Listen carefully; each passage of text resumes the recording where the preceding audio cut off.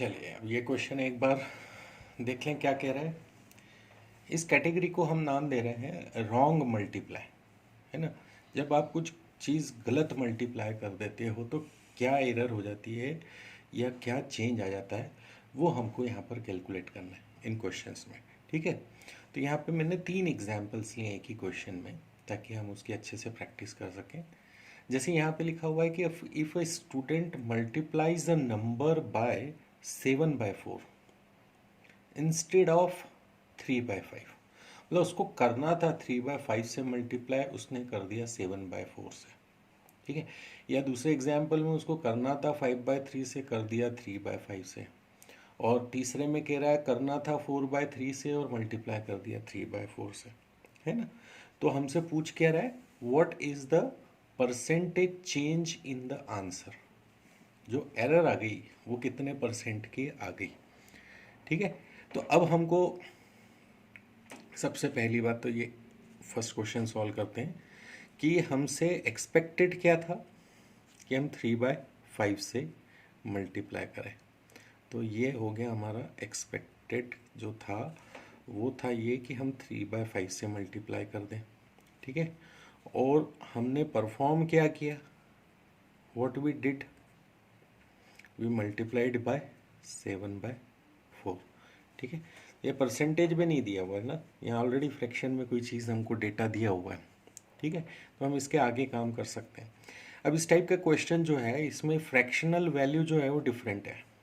ठीक है, तो उसका डिनोमिनेटर अलग अलग है ना। और डिनोमिनेटर अलग है तो हम कंपेयर नहीं कर पाएंगे, तो हमको क्या करना पड़ेगा, हमको कुछ ऐसा करना पड़ेगा जिससे कि हम सेम कंपैरिजन वाली स्टेज में पहुंच जाए। तो हम क्या करते हैं, इसका एलसीएम ले लेते हैं। ठीक है, एलसीएम क्या हो गया, एलसीएम हो गया 20। ठीक है, अब 20 करने से यहाँ पे गैप 4 का आ रहा है, यहाँ पे गैप 5 का आ रहा है।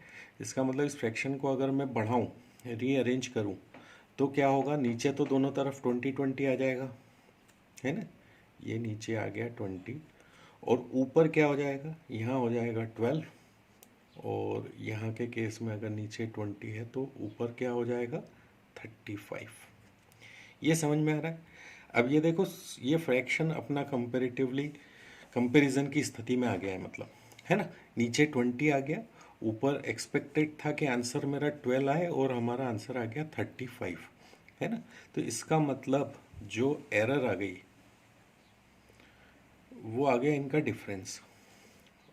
ठीक है, वो आ गया इनका डिफरेंस। अब एक्चुअल होना क्या था हमारे पास में, 12 होना था, और हो कितना गया, 23, है ना। अब ये फ्रैक्शन भूल जाओ आप, ये फ्रैक्शन भूल जाओ, ये फ्रैक्शन और ये फ्रैक्शन एक ही है, ये फ्रैक्शन और ये फ्रैक्शन एक ही है। लेकिन ये फ्रैक्शन हम कंपेयर नहीं कर सकते, इसलिए इस फ्रैक्शन को एक सेकेंड फॉर्म में चेंज किया और इस फ्रैक्शन को एक सेकेंड फॉर्म में चेंज किया। तो अब इसको भूल जाओ आप। ठीक है, अब चूंकि डिनोमिनेटर सेम है तो न्यूमरेटर से कंपेयर करेंगे, करने की स्थिति में हम, अब हमको चाहिए था 12, मिल गया 35, यानी गैप हो गया, कितने का हो गया, 23 का गैप हो गया। ये हो गई हमारी एरर। तो परसेंटेज एरर हम कैसे निकाल सकते हैं, परसेंटेज एरर होगी जो भी एरर है और जो हमको चाहिए था वो इंटू 100। ठीक है, अब ये हमने इसको इससे मल्टीप्लाई करके और फिर हम इसको सॉल्व करते हैं। ठीक है, तो एक तरीका तो ये है कि अब आप इसको मल्टीप्लाई करो और फिर उसके बाद में डिवाइड बाय 3 करो, सॉल्व करो। ठीक है, दूसरा एक सिंपल सा तरीका जो मैंने आपको, शायद आपको याद हो तो मैंने बोला था, आप इसको 1 - 1/12 कर दो। भाई ये 23/12 है ना, तो इसको मैं 1 - 1/12 करूँगा। ठीक, सॉरी 2 टाइम्स जा रहा है ना ये, तो 2 टाइम्स है, 2 - 1/12 कर दूँगा। समझ में आया 2 क्यों, क्योंकि 2 टाइम्स अगर ये होता 12 का 2 टाइम्स तो ये 24 हो जाता। 24 से थोड़ा सा कम है, 2 टाइम्स से थोड़ा सा कम है, कितना कम है, 1 पार्ट कम है, तो 2 - 1/12। अब 2 जो होता है वो होता है 200%, है ना। और -1/12 किसी को याद है कि क्या था, इट वॉज 8:1/3%। ठीक, तो 8 की बजाय मैं 9 कम करूँगा, है ना। 9 कम करा तो 191 आया, 3 में से 1 कम करूँगा तो 2/3 आया।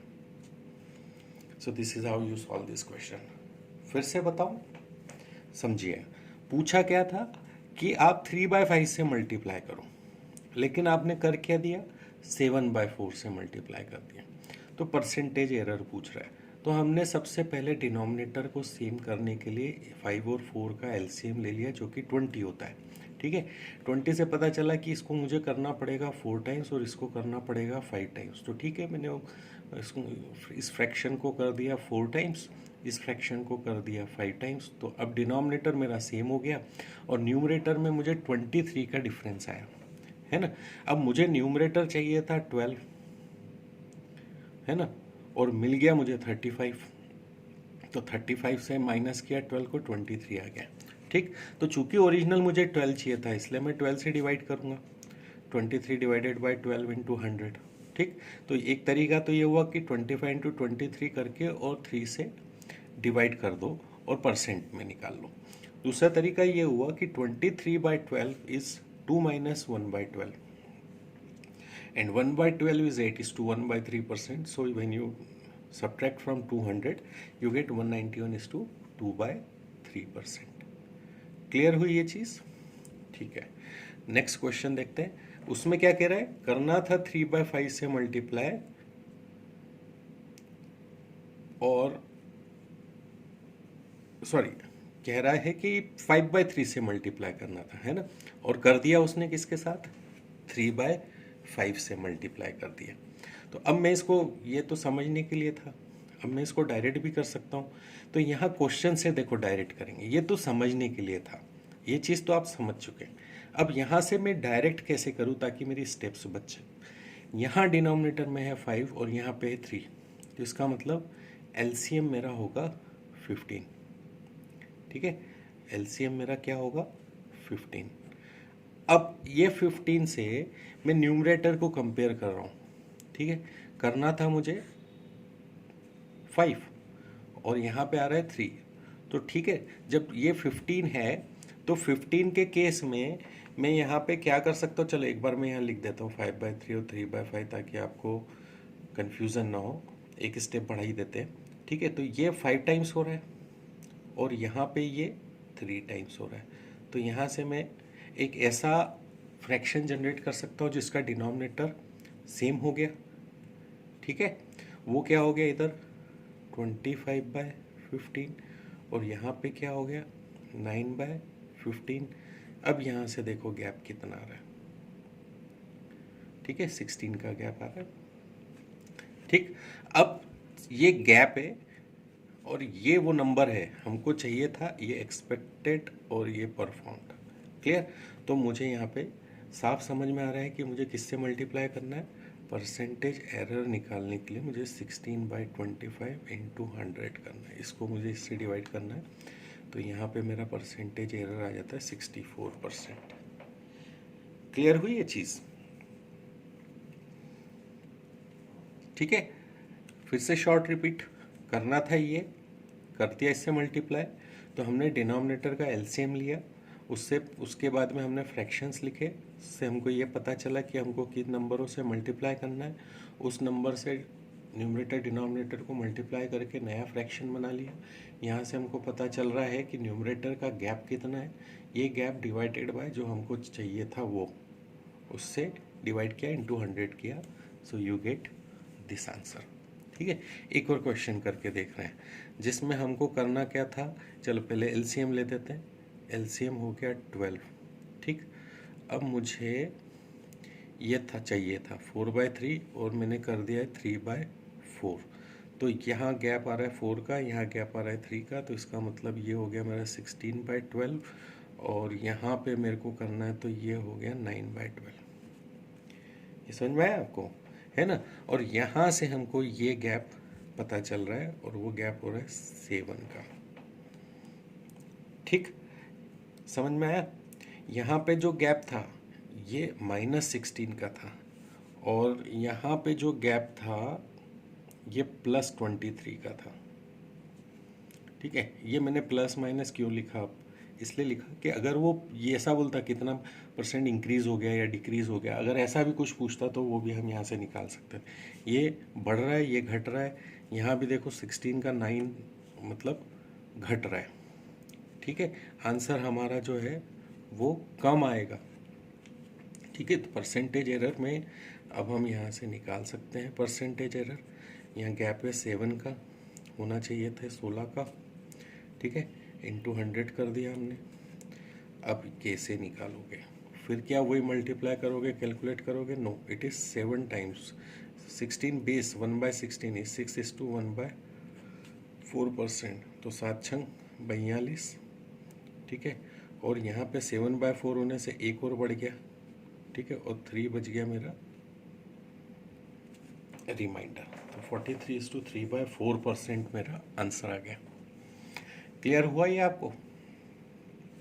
शॉर्ट रिवीजन, एक्सपेक्टेड था 4/3, परफॉर्मेंस किया हमने 3/4 का। 4/3 3/4 लिया, इन दोनों का एलसीएम ले लिया हमने 12, ठीक है।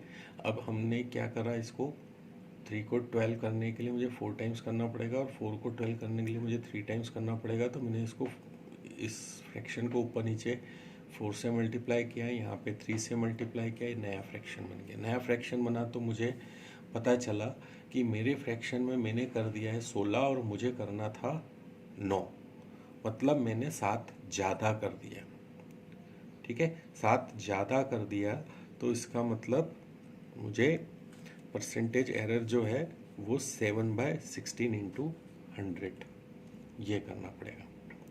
क्लियर हुआ? और 7/16 इंटू 100 को भी डायरेक्ट परसेंटेज में निकालने की मेथड समझ में आई। 7 को सेपरेट कर लिया, 1/16 का फ्रैक्शन निकाल लिया और फिर देन इसको मल्टीप्लाई कर दिया। This way you solve wrong multiply type of question, जिसमें करना क्या था और हमने मल्टीप्लाई क्या कर दिया, ठीक। अब ये एक दूसरा टाइप और देखते हैं क्या कह रहे हैं। ये है अर्निंग मोर और लेस वाला। ये भी एक बहुत कॉमन क्वेश्चन है जो एग्जाम में पूछा जाता है, और वो क्या कहता है कि ए और बी दो लोग हैं, दोनों कमाते हैं, पर ए जो है वो बी से 20% ज़्यादा कमाता है, ठीक है। और दूसरे के एग्जाम्पल में कि ए जो है वो बी से 25% कम कमाता है। पूछ ये रहा है कि जब वो ए बी से 20% ज़्यादा कमाता है तो बी जो है वो ए से कितना % कम कमाता है। उल्टा हो गया ना भाई, अगर ए जो है बी से ज़्यादा कमाता है तो बी ए से कम कमाएगा, तो कितना % कम कमाएगा। और दूसरे क्वेश्चन में कह रहा है कि ए अगर 25% कम कमाता है तो बी कितने % ज़्यादा कमाएगा। आया ये क्वेश्चन समझ में? अब ये भी एक ऐसा क्वेश्चन है जिसको हम बहुत ही आसानी से कर सकते हैं अगर हमारा ये जो कॉन्सेप्ट्स हैं परसेंटेज के वो क्लियर होते हैं, ठीक। कुछ भी नहीं करना है इन क्वेश्चंस में, आप ए और बी लिख लीजिए, ठीक है। परसेंटेज को फ्रैक्शन में कन्वर्ट कर लो, ये 20% मतलब हो गया 1/5। इसका मतलब क्या है?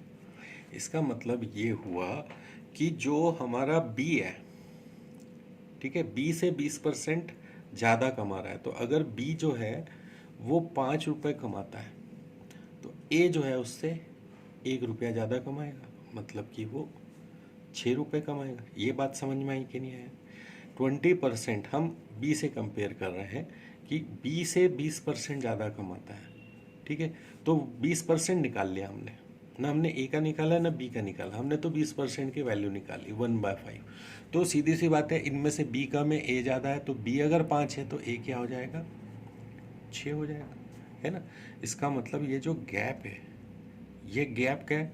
कौन कमा रहा है ज़्यादा? ये ज़्यादा कमा रहा है। कितना ज़्यादा? 1 यूनिट ज़्यादा कमा रहा है, ठीक है। तो इसका मतलब क्या हुआ कि ये जो हम निकालना चाह रहे हैं, पहला सवाल क्या कह रहे हैं कि less than A, B how much by what % B earns less than ए।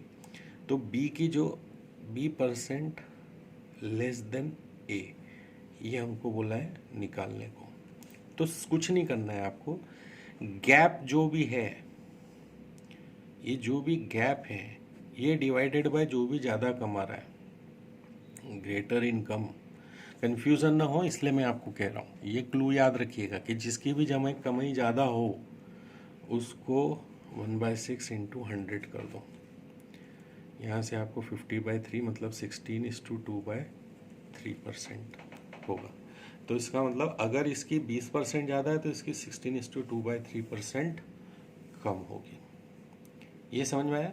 या आप इसे चाहे तो फॉर्मूला समझ लें, ठीक है। ज़्यादा दिमाग हमें चलाने की इसमें ज़रूरत ही नहीं है। आप इसे सीधा फॉर्मूला समझ लें कि कंपैरिजन में जो ज़्यादा कमा रहा है उससे कितना परसेंट ज़्यादा कमा रहा है। दूसरे एग्जाम्पल में देखो, जैसे 25% बोल रहा है तो 25% हो गया 1 और 4। ए और बी लिखो, सीधा देखो कि ज़्यादा कौन कमा रहा है। ए अर्न्स लेस, ठीक है। तो इसका मतलब अगर बी जो है ए 4 कमा रहा है तो बी 5 कमाएगा। समझ में आया? 25% लेस देन ए, तो हाँ ये ए की वैल्यू दे रखी है तो 1/4 है ना। तो 1/4 में ए अगर 4 हो गया तो बी जो है वो ज़्यादा हो गया। ये चीज़ क्लियर हुई या नहीं हुई आपको? ठीक है। अब नेक्स्ट, अब यहाँ पे क्या हो रहा है? अगेन गैप हो रहा है 1 यूनिट का, ठीक। अब गैप अगर 1 यूनिट का हो रहा है तो परसेंटेज ऑफ बी, ठीक है, by what percent B earns more than A. Students जो जनरली कंफ्यूज हो जाते हैं वो ये हो जाते हैं कि भाई मोर होगा तो कौन ऊपर है, लेस होगा तो कौन ऊपर है कौन नीचे, ये कंफ्यूजन हो जाता है। आपको कुछ भी नहीं करना, आप तो गैप निकाल रहे हो, गैप तो आपको वही आएगा 1 यूनिट का। उसके बाद में इन दोनों में से अर्निंग किसकी है? बी की है। तो 1/5 इंटू 100 करेंगे तो आपको आ जाएगा 20%। क्लियर हुई ये चीज़? सबसे पहली स्टेप, आपको जो परसेंट दिया उसको करो फ्रैक्शन में कन्वर्ट, ठीक है। फिर वो लेस और मोर वाला बोल रहा है, अगर लेस बोल रहा है लेस वाले के साथ रख दो इसको, जो भी फ्रैक्शनल वैल्यू है ना उसको लेस वाले के साथ। और मोर बोल रहा है तो जो भी मोर वाला है उसके साथ हमें रख दिया हमने। 20% मोर है, मोर देन बी बोल रहा है तो बी को हमने 5 मान लिया तो ए जो है वो 6 हो गया, ठीक है। ये समझ में आया? अब इस केस में हमने 1/4 मान लिया, इसकी केस में ए जो है वो लेस है तो बी जो है वो उससे 1 यूनिट ज़्यादा आ गया, ठीक है। तो जो भी ज़्यादा है उससे हमने डिवाइड कर दिया, इंटू 100 कर दिया, 20% बिकम्स योर आंसर। क्लियर है? So this is all about earning more और लेस।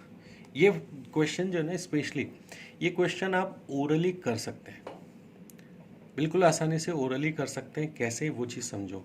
आपको जो भी चीज़ दी हुई है, ठीक है, यहाँ पे देखो क्वेश्चन पढ़ो, फर्स्ट लाइन में इसका आंसर निकाल सकते हो आप।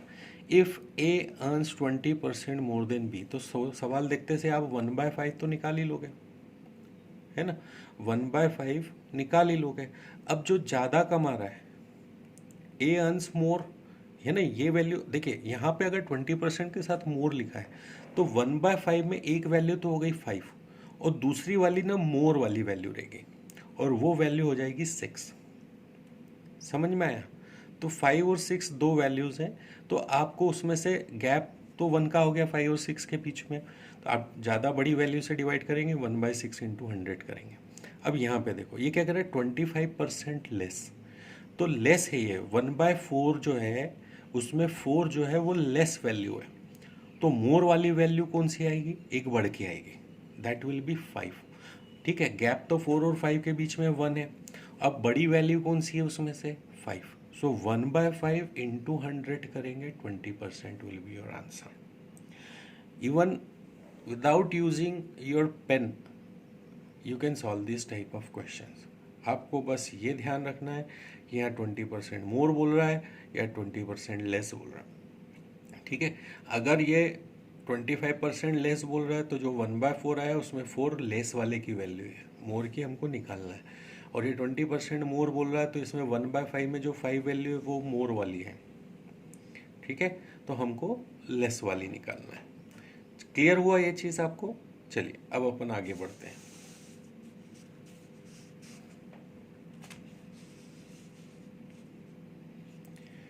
ये देखिए स्टूडेंट मार्क्स, स्टूडेंट्स जो एग्जाम में मार्क्स स्कोर करते हैं उससे रिलेटेड क्वेश्चन को हम कैसे सॉल्व करेंगे।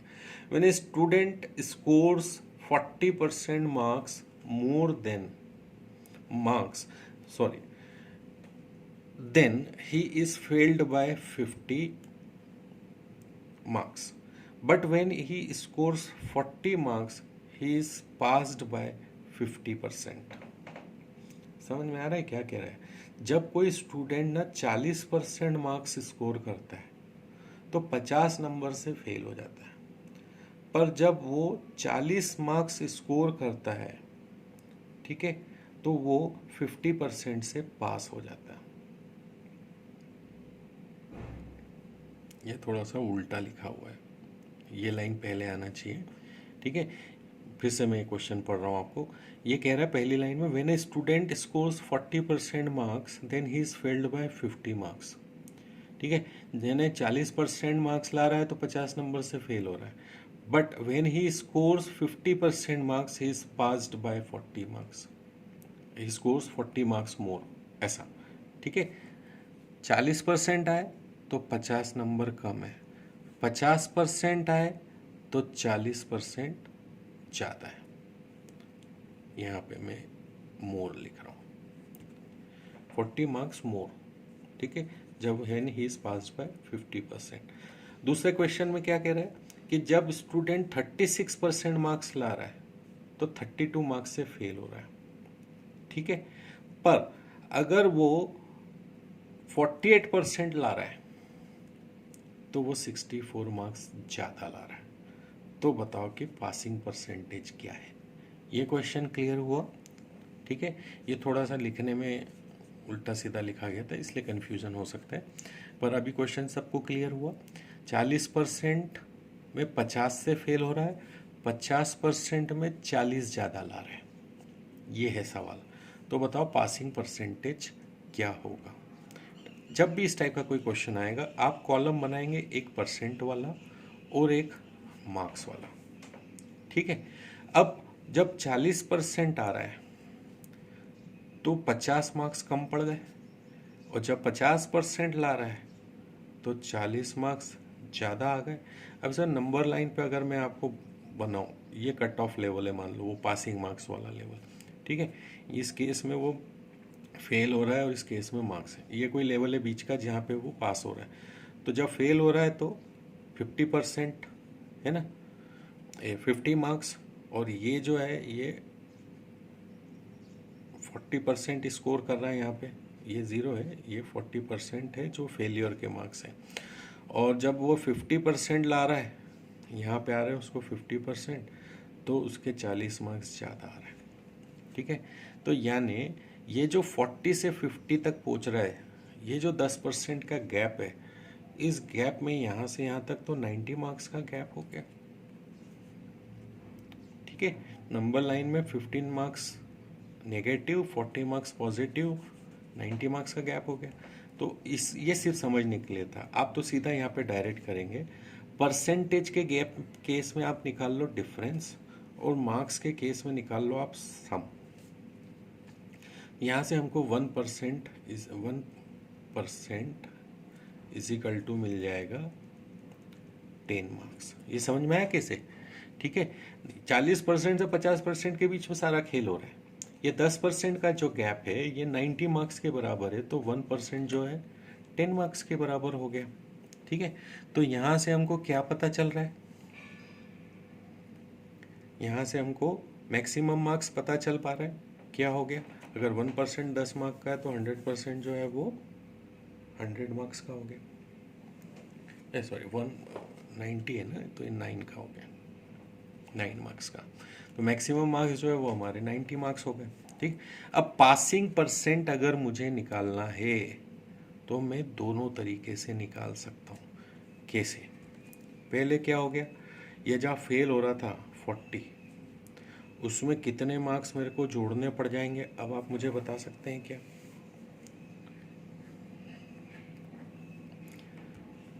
ये जो 9 है ना, ये 50 मार्क्स की उसको ज़रूरत पड़ रही है ना। 1% जो है 9 मार्क्स के बराबर है, तो हम इसको लिख सकते हैं 50/9, या तो 40 में 50/9 जोड़ दो, या ये जो 50 है इसमें 40/9 उसको ज़्यादा मिल गए, तो आप 40/9 माइनस कर दो।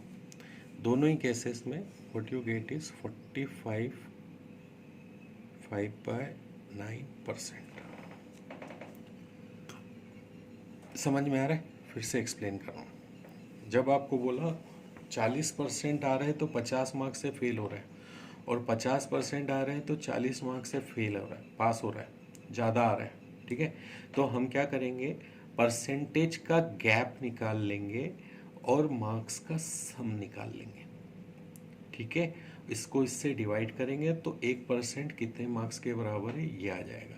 अब ये मार्क्स जो है, ये मार्क्स से मार्क्स को अगर मैं डिवाइड कर दूंगा तो मेरी परसेंटेज वैल्यू आ जाएगी कि कितने परसेंट में कन्वर्ट हो गया।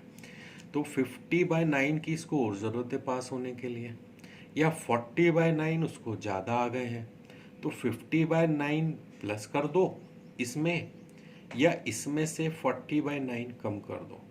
दोनों ही केसेस में यू स्कोर पासिंग मार्क्स, ठीक है। नेक्स्ट क्वेश्चन में और अच्छे से समझ में आएगा। यहाँ पे हमको करना है परसेंटेज, यहाँ पे हमको लिखना है मार्क्स, ठीक।